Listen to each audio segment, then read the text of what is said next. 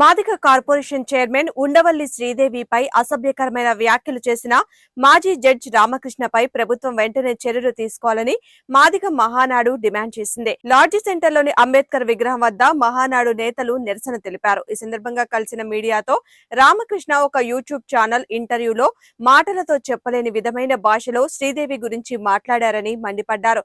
ఇలాంటి వ్యాఖ్యలు చేసిన వ్యక్తిని సమాజంలో తిరగనిస్తే మహిళల గురించి, మహిళా స్వేచ్ఛల గురించి మరిన్ని మాటలు మాట్లాడే అవకాశం ఉందని అన్నారు. తక్షణమే అతన్ని శిక్షించాలని కోరారు. ఈ నిరసన కార్యక్రమంలో కుమ్మరిగుంట్ల రమేష్, వినోద్, సుధీర్, రాము, ఆనంద్ తదితరులు పాల్గొన్నారు.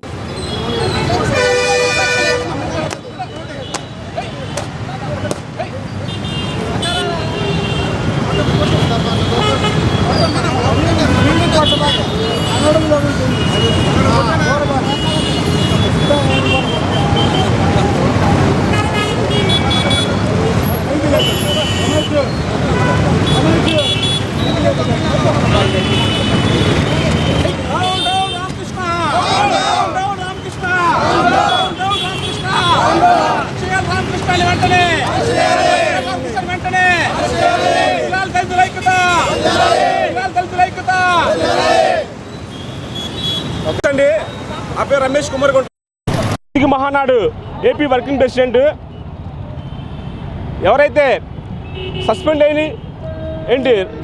రామకృష్ణ జడ్జిగా కొనసాగించాడు, కొనసాగించిన అతను ఉండవల్లి శ్రీదేవి గారిని ఎలా పడితే అలా పచ్చి బూతులు తిడుతూ, ఒక మహిళని కూడా చూడకుండా ఎలా పడితే అలా హీనాతిహీనంగా మాట్లాడి ఆవిడను కించపరుస్తూ, ఒక దళిత మహిళని కూడా చూడకుండా ఈ రామకృష్ణ అనే ఒక మాజీ జడ్జి ఇతను ఎంతో సేవ చేసి పార్టీని గెలిపించుకోవడం జరిగింది.